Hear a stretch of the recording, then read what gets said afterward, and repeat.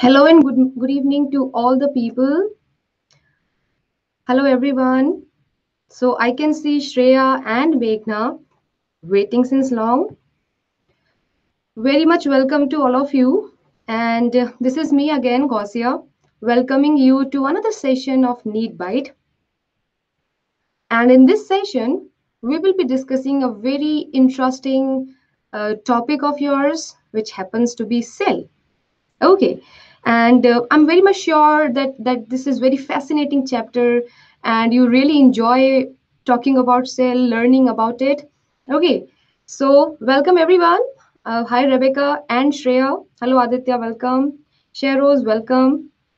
Okay, so and since this is a very big chapter, if you guys remember your cell unit, it's a big chapter in the sense that we talk about different parts of the cell, right? And every part is important. There are many functional aspects, there are many structural aspects that we need to discuss in this particular chapter, right? So this is the reason we have divided the cell into two parts. Okay, there will be a part one that we are going to see today. There will be a part two, and in part one, that is today, we will talk about the cell envelope, that is about the cell wall and the cell membrane, as well as we will talk about the semi-autonomous organelles that you find in the cell. I'm sure you guys have an idea about the semi-autonomous organelles present in the cell, right? Okay. And in the next class, we will be going into the endomembranous system. Okay. So let's get started, everyone. Okay. So before we move into the question and answer round, right? Let's just have a look about something about cells. So basically, the very basic thing that you learn in the biological world is that the organisms present, the live organisms for that matter, you can classify them into two types, into two broader types, right? As prokaryotic and eukaryotic. Okay, this is again something that you are hearing since long, since ages, okay, since the time you've entered into the understanding of biology. Okay, so you know that prokaryotic are those cells where you do not find any endomembrane. Okay, there are no endomembranes present here.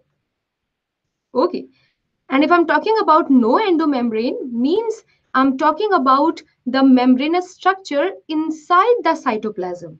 Okay, it doesn't talk about plasma membrane, it doesn't talk about cell wall, rather endomembrane talks about the membrane system you find in the cytoplasm. Okay, and in the eukaryotic cells, you find proper compartmentalization. Okay, there are various organelles present having their own cover in the form of membrane, right? So basically, a little bit of your previous understandings, if you remember, prokaryotic cells are the members of kingdom Monera. This is something that you already know.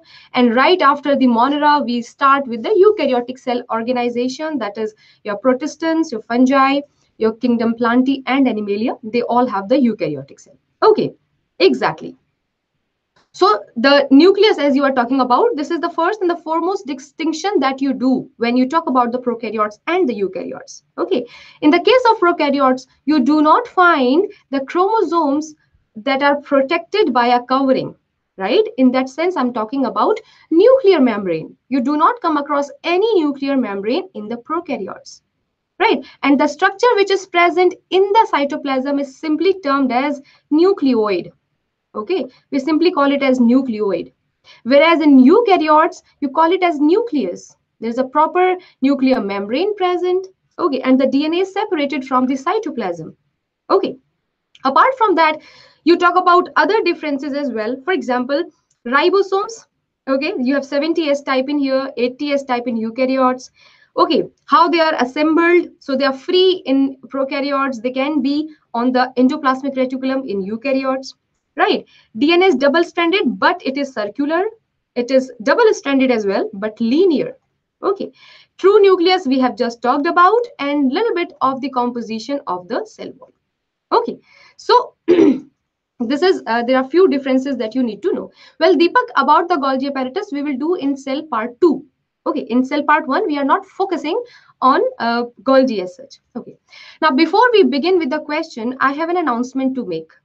right? So in today's session, what we are going to do is we will do a rapid fire round type of a solution here. Okay, so there will be a question. I'm going to project the question and I will give you 1 minute time. Okay, I'll be limiting the time to 1 minute, right? And in that 1 minute, you guys will have to give me the answers of the question. Remember that one person can answer only once. Okay, one person will answer only once, right? And your answer should be in the form of A, B, C, D. Okay, you don't have to write the whole option. Choose from A, B, C, D. Okay, and that will be continued for only a minute. After a minute, you will not answer. Okay, after the minute is over, you will not answer. It will not be considered. Likewise, we will continue for all the questions in the end of the session. Okay, at the end of the session, I am going to announce the name of the people who have gotten the top rank. Okay, those who are top rankers, I will be announcing their name at the end of the session. Isn't a cool idea, right? This is a cool idea. So be very attentive, read the question very carefully and be quick. Okay, you do not get more than 1 minute. Right. So with this announcement, shall we begin? Everyone, are you guys ready? Are you guys ready for that? Okay, very fine. Starting with question number 1. This is question number 1. Your time has started and the question is talking about the fluid mosaic model. Okay, it's talking about the fluid mosaic model of the plasma membrane. Here you have to tell me the incorrect statement regarding the model. Okay, you have to tell me there's something which is not correct if you talk about the fluid mosaic model. Right. Option number A says that protein can also go flip-flop movement. They show you flip-flop movement. Option number B says that proteins are completely embedded in the bilayer. Okay. Question number C say option C says that protein in cell membranes can travel within the lipid bilayer, right? And D says that protein can remain confined within certain domains. So remember, you have to choose incorrect. Your time is running. I want the maximum answers. Incorrect statement. There are lots of confusion I'm getting here. Lots of confusion. Okay, so your time is finished, right? And you would be a little bit disappointed to know that option number A is incorrect. Okay, proteins do not show you flip-flop movement. The flip-flop movement is a characteristic feature of the lipids, right? It is shown by the lipids and not by the proteins. Proteins can show you lateral movements. Okay, proteins can move laterally, but proteins do not move, across the plasma membrane. They do not show you the flip-flop movements. Okay, interesting questions. Let's see how many people have given me the right answer from here. Okay, so do not get confused over this thing again. This is the reason that you really need to look into the fluid mosaic model. This model is like a whole ocean of gyan in itself. All right, there are many things that you come across when you talk about fluid mosaic model. So read it very thoroughly, write it down somewhere, make it your assignment. All right, fine. Let's get to the second question. Everyone, shall we move? Well, okay, Sanskar, there are 11 questions in total. Okay, one we have done, one wicket is over. Let's move to the second question. Okay, question number 2. Here it is your question number 2 and time has started. Which of the following statement regarding mitochondrial membrane is not correct? Again, you have to choose the incorrect statement for the mitochondrial membrane, right? Remember that mitochondria is a double membranous structure. Okay, and both the membranes are showing you different features. Keep that in mind. Okay, so I've started to get an answers from people already. Okay, let's see what happens. Let's see how many people come up with the right ones. Okay, This is very easy to know for the people who are studying respiration, for the people who have talked about organelles. Like this particular question, you can assign to different chapters. It's not like you've taken it from the mitochondria as such. Because if you know about membranes, then you know about respiration as well. This is kind of a hint I'm giving you. Okay. So only few seconds to go. Please answer in maximum. Right. So your time is up now. I'm going to announce the right answer. And the right answer is B. Okay. The statement in option B is false. Why? Because electron transfer chain doesn't operate in outer membrane. No. It is actually the curls of inner membrane. Okay. When you talk about the mitochondria, you draw an outer membrane like this. It's a simple person. Okay. Outer membrane doesn't show you any type of complexity. Okay. But when you go to the inner membrane, there you find curls, isn't it? And why are these curls for? They have a specific function. Okay. And that is the reason that outer membrane doesn't have the electron transport chain operating there. Okay, that is why I gave you the reference of respiration as well. Okay, I gave you the reference of respiration as well. Okay, so is that clear, everyone? You've understood? Rest all the options are right. Who says that C is wrong? The inner membrane is convoluted. Okay, and these infoldings are called cristae. So that is true. Outer membrane resembles a sieve. Reason? Because it is permeable, freely permeable. It doesn't stop anyone to move across the mitochondria. So that is also true. Okay, so basically option number A and option number D are the same thing. They are the same thing. Only option B is giving you a false idea, right? Okay, now I move to next question, everyone. Ready? Shall we move on to the next question? Right. So here comes next question. Okay, this is asking you that which one of the following is not a constituent of cell membrane, something that you do not find in the cell membrane. Easiest question on the earth. So let me see how many people come up with the right one here. Yes, it does. It does, Shreya. Okay, forget about that. You can do a reading about it. But here, let me have answers from you that which one is not present in cell membrane. So cell membrane is a family of many things, isn't it? You get this type of feeling. It's a family of many things. So which one is not a family member here? Okay, this is an outsider. You don't find it in the cell membrane. Now this is very easy question. I can see it already. Okay, so very fine. I've gotten maximum answers. Right, right. Okay. So your time is up already. The correct answer is proline. Okay. Proline is not present in cell membrane.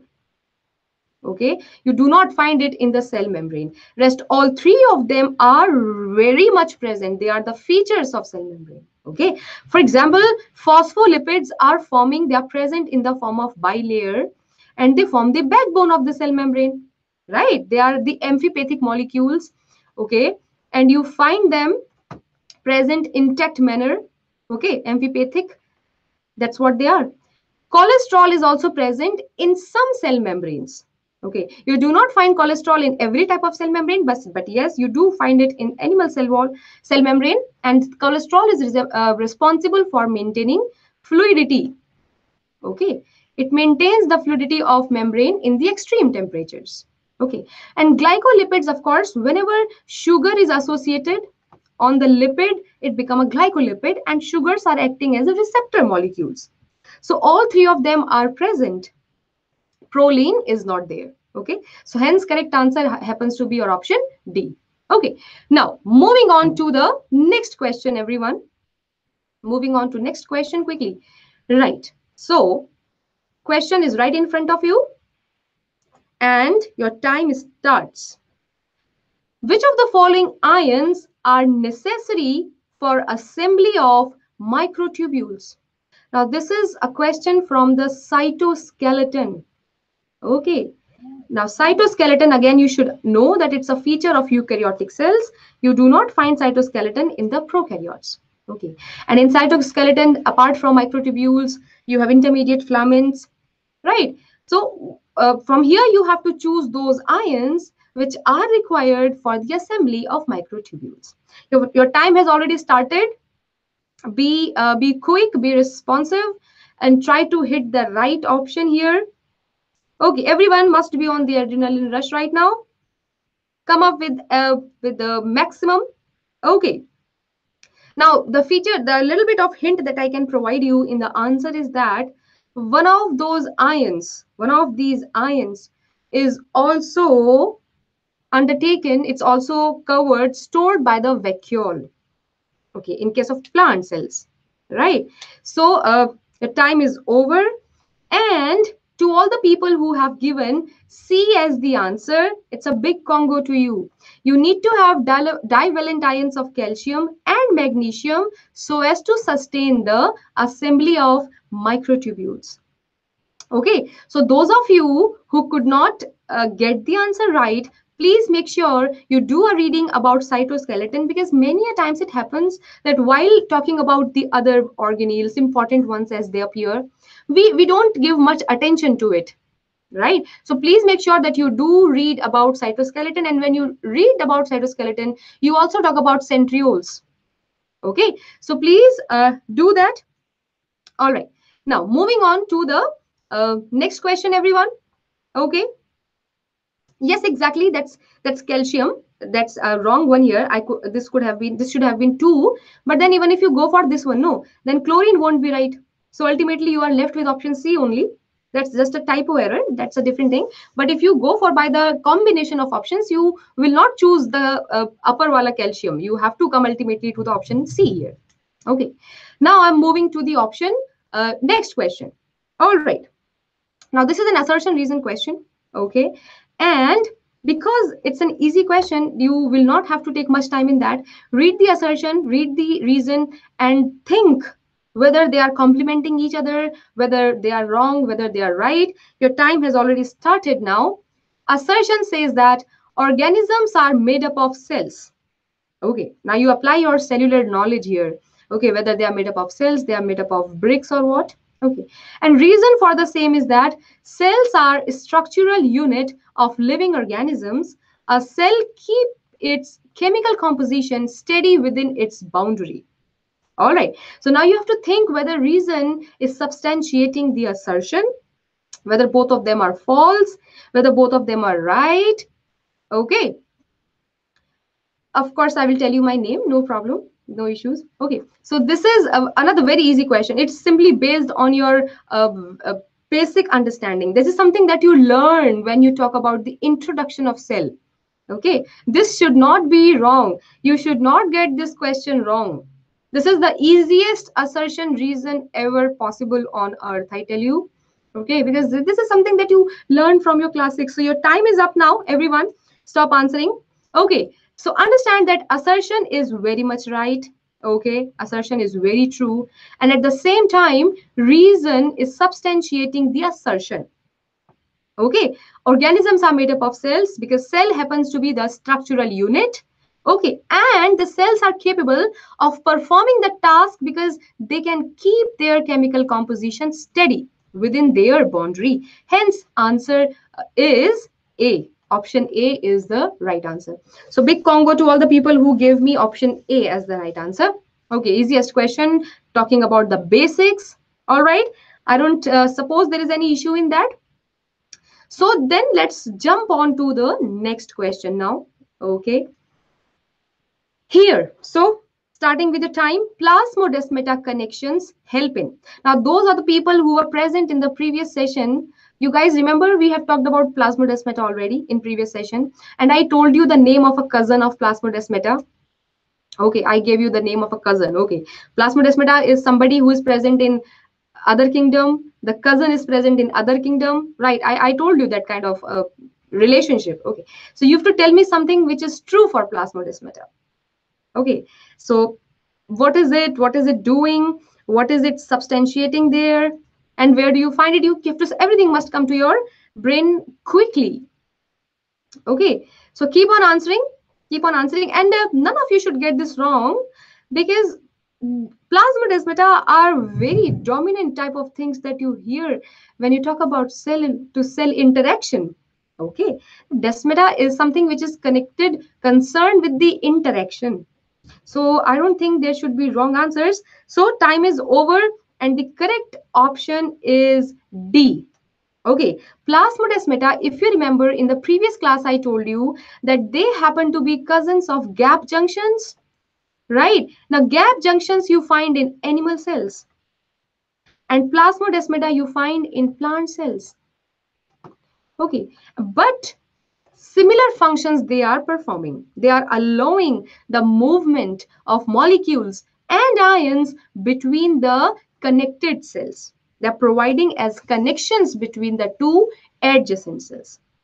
Okay. See, plasmodesmata has no role in streaming. The streaming is performed by the cytoskeleton. Okay, Rebecca. That is why not A. Okay. Now, so I guess there is no issue here. Then we will move on to next question. All right. That's okay. That's okay. If you are getting wrong answers, at least it's a part of your learning. Okay.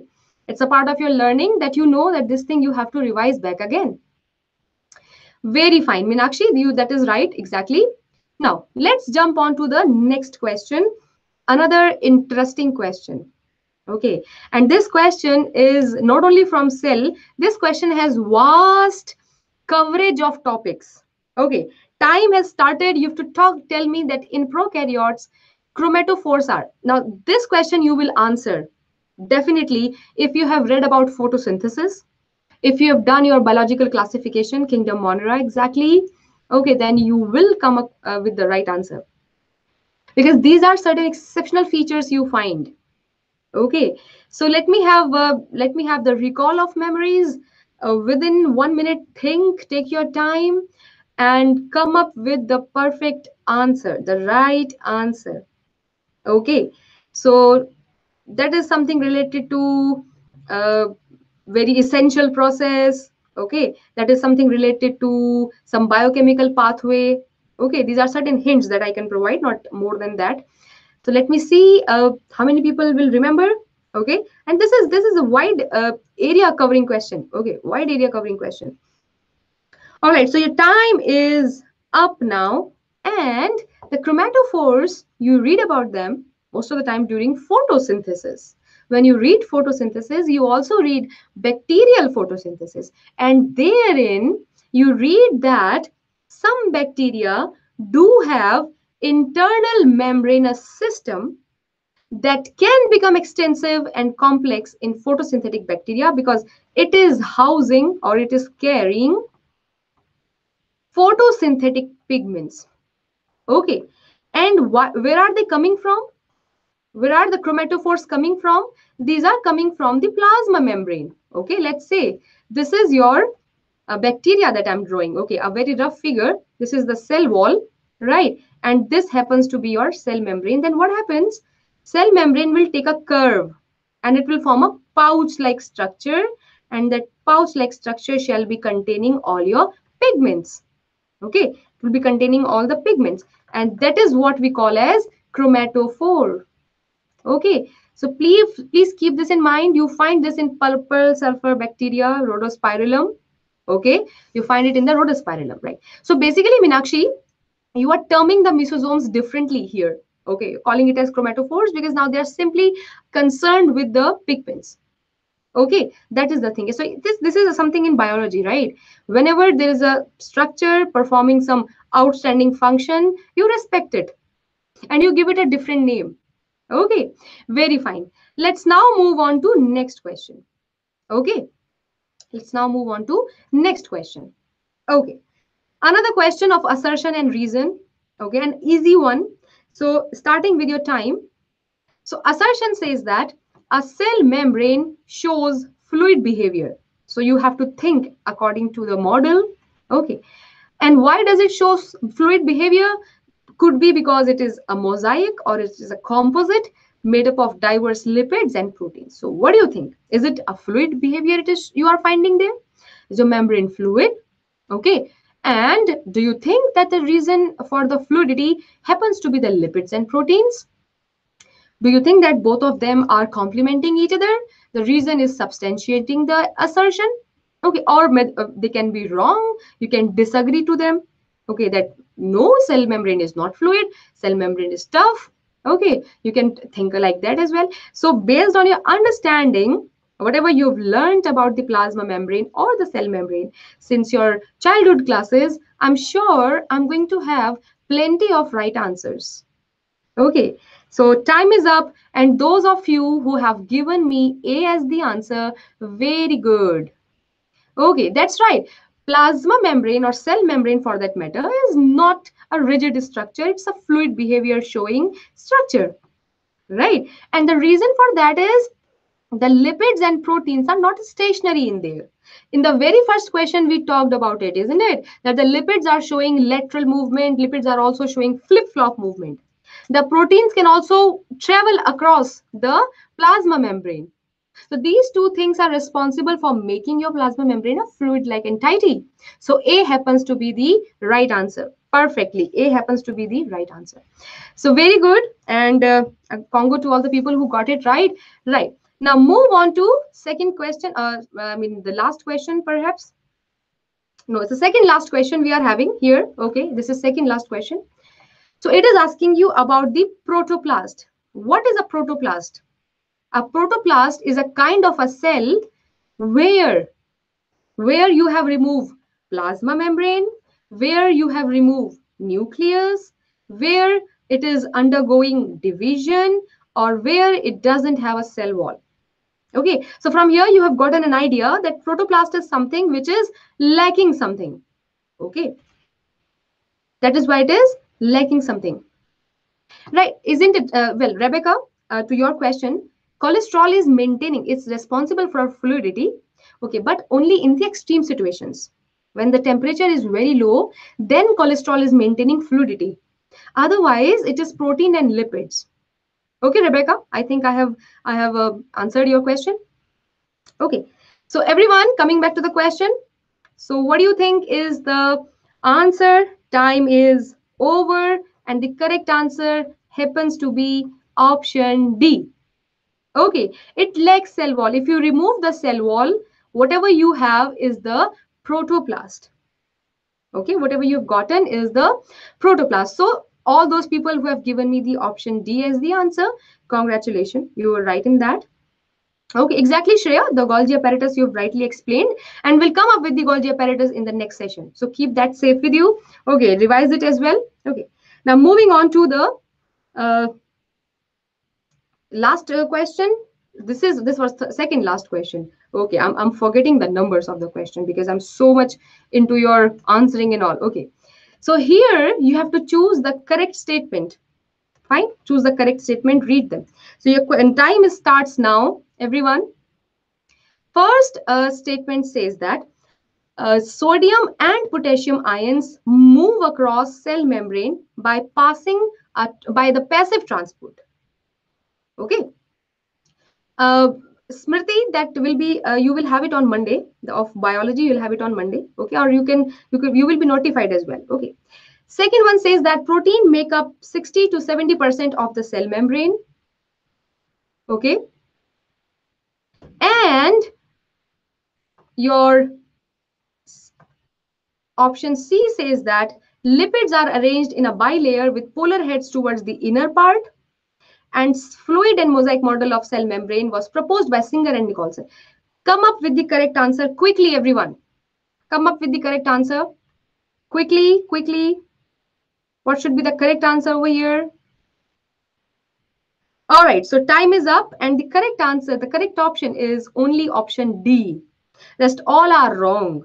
Okay, because sodium and potassium do not show you passive transport. They are very much active, right? They've gotten pumps, sodium and potassium pumps. Proteins do not constitute 60 to 70% of the cell membrane. That constitution is for the lipids and not for proteins. Lipids are arranged in a bilayer, that's true, but their polar heads are not towards the inner part. The polar heads are towards the outer part, exactly. And very good, Sanskar. That's very nice. Okay, that they both of them proposed this model in 1972, and that is why it happens to be the right answer. Okay, this was another easy question, isn't it? Very easy question. Now, this is your last question for that matter. And let's see.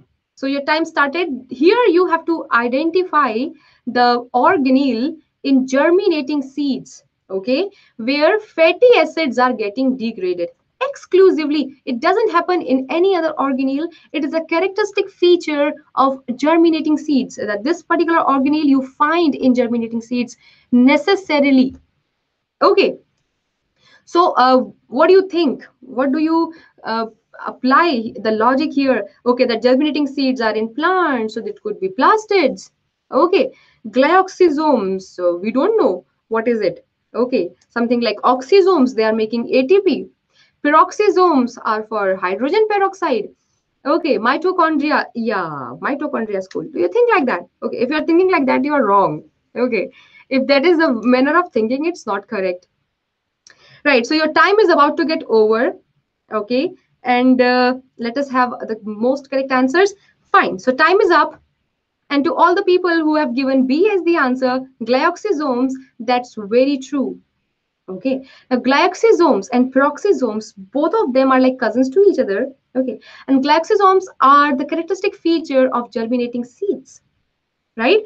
And in here, the fatty acids will be degraded whenever the seeds will germinate so as to provide the energy here.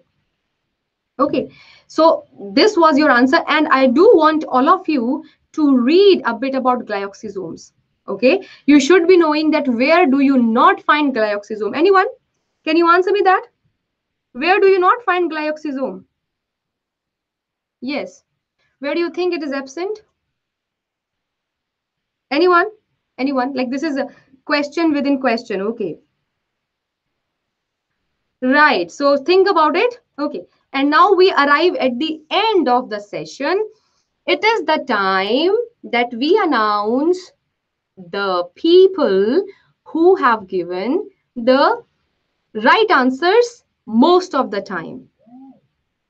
Okay. So let us start with that. Fine. Are you guys ready?